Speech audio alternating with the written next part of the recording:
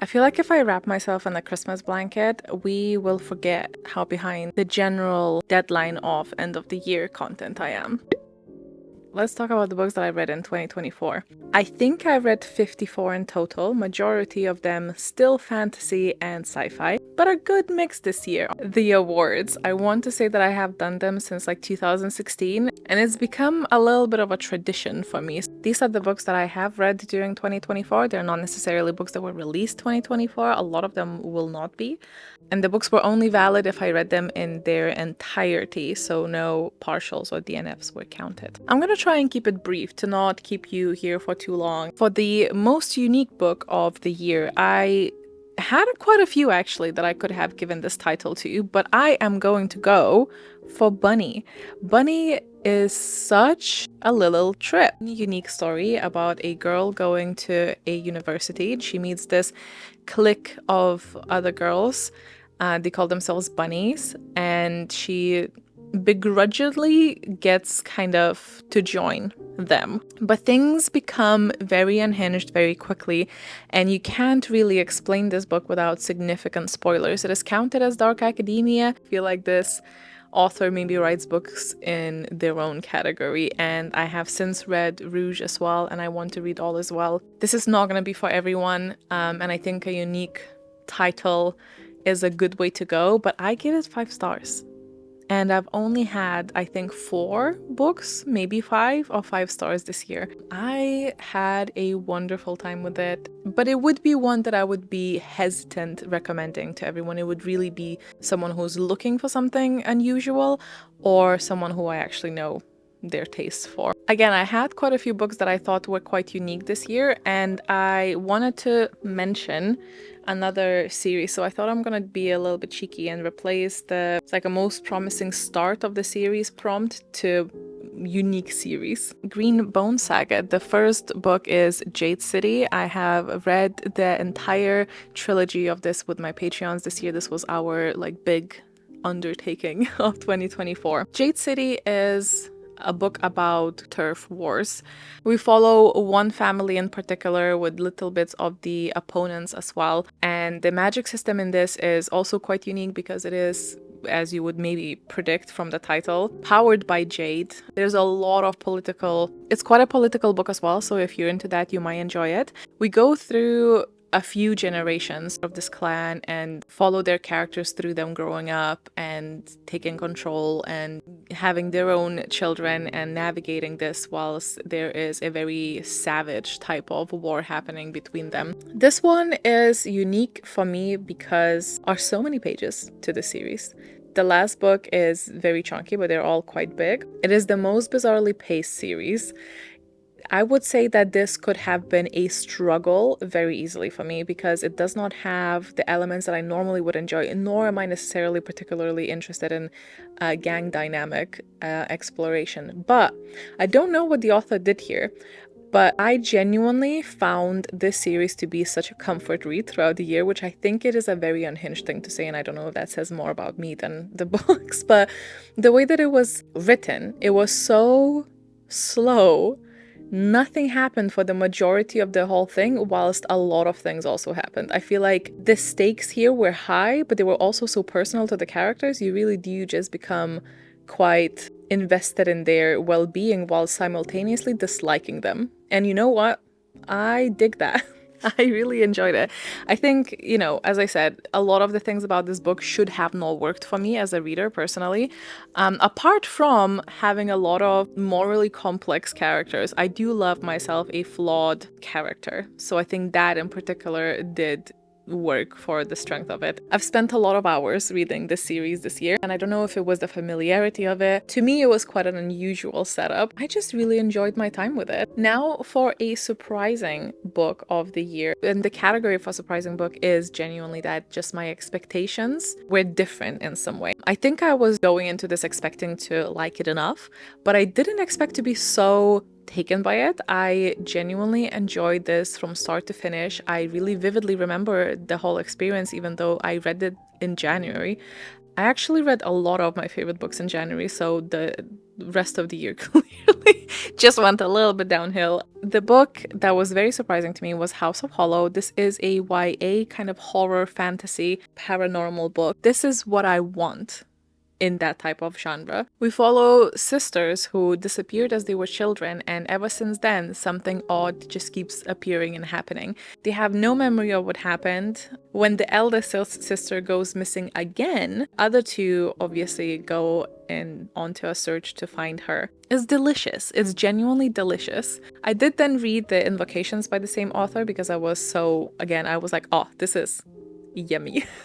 I did enjoy that, not as much as this one though. So if I had to pick between these two and you were looking for it and you have similar taste to mine, I would go with this one first. The only category here that I have that is a little bit negative is the most disappointing book. Again, I don't count the DNFs, and those would not be exactly what the category is for. The category is for a book that I thought I would like or had expectations for a reason and then was let down by. Unfortunately, this year it is going to Cytonic. Cytonic is a third book in this series, and it is a YA sci-fi series. It was such a joy with the first book. I actually personally enjoyed the second one even more because it plays with a lot of my favorite tropes and plot devices. So I had a blast. So I was really excited to continue with the series, but this one really fell flat for me. I felt like we have just kind of rinsed and repeated a lot of the stuff. I don't know, the story was not believable for me, which I know is an odd thing to say about fantasy or sci-fi in general, but I was very consciously aware that I was reading a book, if you know what I mean. I was just not feeling like I was in it. The pacing was also a little bit off for me. The entire experience was just the definition of blah, to the point where I don't actually even know if I'm gonna pick up the fourth book, because if I had to summarize what happened in this, I simply wouldn't. I couldn't. I have no idea what actually went down. I just zoned out for majority of it. I just felt like I was reading the same paragraph over and over and over and over. That was slightly a criticism for the first and second book, that plot-wise, it was very similar, and I felt like we just repeated a lot of that kind of setup again, and I don't know how many times you can do that before it just kind of ruins it, you know? So that was unfortunate. Oh, my camera's dying, but I'm cozy and my back hurts. Right, to counter that with the most enjoyable one, which is a category for a book that was just joyful. This one actually happens to double up with the romance one. I normally try to not double up the books, but in this case, there are a couple. It's not that deep. This is another one that I find myself having very fond memories for, despite genuinely reading this in one day, which also doesn't happen very often. I had no reading fatigue with this story. It was just so wholesome. The book is Undertaking of Heart and Mercy. It is also, you know, a romance, but it's kind of like a cozy fantasy one. It is about, I say cozy, but it did genuinely kind of pull at your heartstrings for a little bit there. About a woman who works in a funeral home, and also, I don't actually remember what they're called, but that type of almost like a demon hunter that goes into a different realm in this world and then has to use the services of like funeral homes. Due to some misunderstanding, they both think that they don't like each other, and then the other one feels the exact same way. There's a cute dog, there's dreams, there's aspirations, there's ambition, and then there is a secret letter exchange, which was just very cute to read about. The most beautiful cover of the books that I read.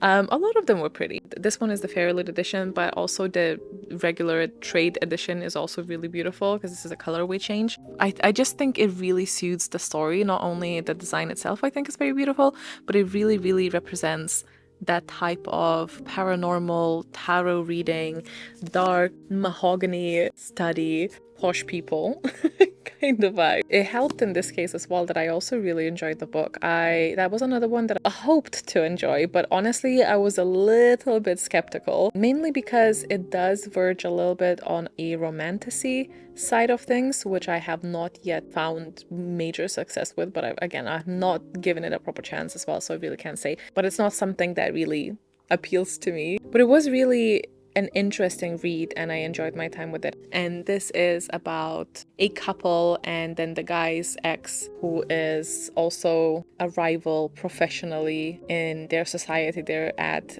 because it's like wizards and warlocks and witches. But it was the emotional growth, reliability upon each other that really spoke to me. I also really enjoyed the writing style and the vibes. It did feel short towards the end for me. I feel like when we went a certain way plot-wise, I kind of checked out, but up until that point, which I think is like 70% or something, I was thinking it's going to be a 5-star. That's how much I was enjoying it. I think it ended up being a 4, so it's still great. We're talking about the cover either way. I've barely read any nonfiction books, really just did not have much to pick from, so we're gonna skip this year. For a mystery thriller, I had some good options for this one, but I'm gonna go with The Family Experiment. This is one of those kind of dark mirror type of situations a little bit, but this is about a world where it's really difficult to conceive and then also take care of a child. And we have a reality TV type of situation where there are couples who are going into the virtual reality and looking after a child there. And then at the end of that, they get to keep the virtual child, I believe, the winner. I'm a little bit foggy on the synopsis now. I liked how this one actually explored quite a bit of social commentary and political commentary on the UK side of things. And it got a little bit heavy at times. It was very sad. I really enjoyed the exploration of the societal type of topics, but at the same time, I also enjoyed how messy the entire thing was. I did almost put Layla Star on this one, but I think looking back at it, I did enjoy that one a lot and would still recommend it. But this one just left such a weird imprint. But again, I read a lot of somewhat unique books, I feel, this year. This is actually volume 2. I accidentally got the wrong one. It's DRCL, which is like Dracula, Midnight Children. And so it's a Dracula retelling. I will leave it at that. This is a manga that is really difficult to explain to me. Reading it was an experience, and it left like really good kind of mental footprint in my brain.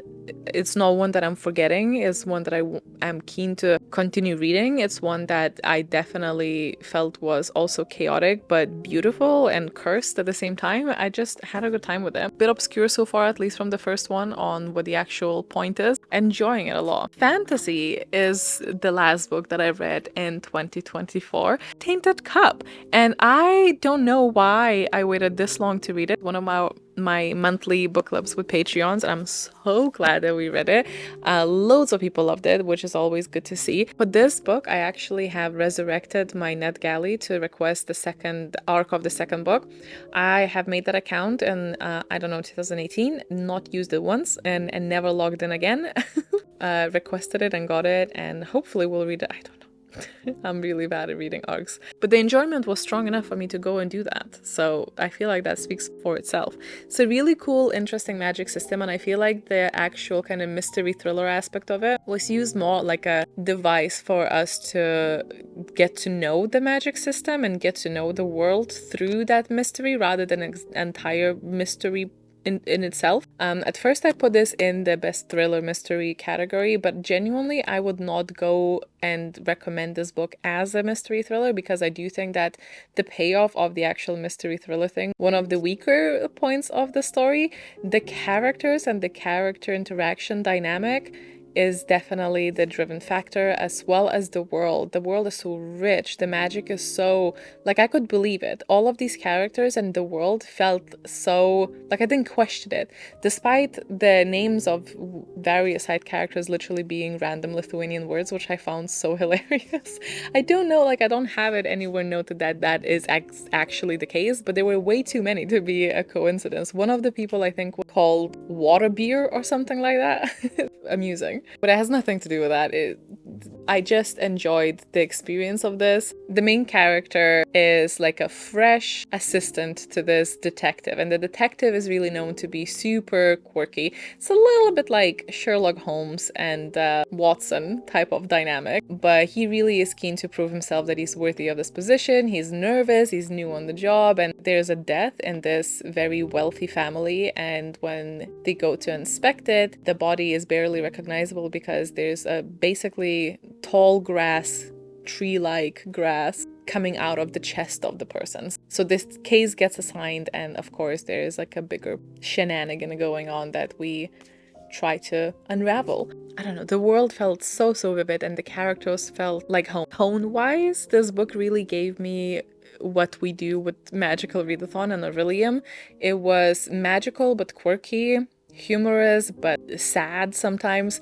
In an odd way, this book really felt like home to me. It just felt like I was just stepping back into Aurelium and exploring more of that. which again, an odd thing to say maybe, and it is not about Aurelium, it's not about me, but I'm just saying why I personally had such a good time with it. And I honestly am very excited to continue with them and with their adventures, and I cannot wait to see what these characters come up with next and how are they interacting with one another. And just have like it's just I have hopes. I have maybe too much hope for the next one.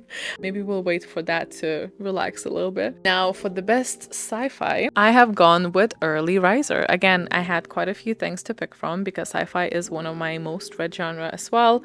But Early Riser was just such a trip as well. I'm a little bit foggy on the details, I'm not gonna lie, because it was a slightly convoluted, especially because it is so quirky. It's Jasper Ford. If you've read Jasper Ford, you'll know exactly what I mean, but if you haven't, think like Hitchhiker's Guide to the Galaxy kind of thing. On a quirkier side, and sometimes that is a big miss for me, but this in particular was a really big hit.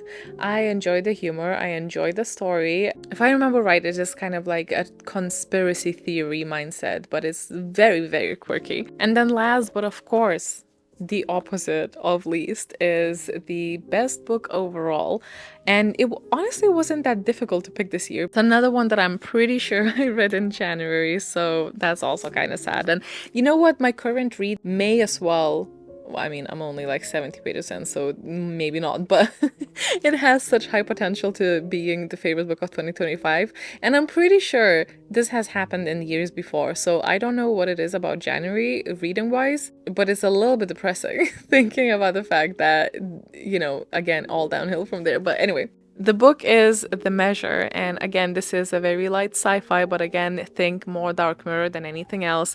I would say this is more literary fiction with a speculative twist, because the only thing that is even a slightly bit thing considered sci-fi would be the fact every single person on Earth receives a box one morning, and inside that box there is a string. The string varies in length, and the length is representative of how long you still have to live.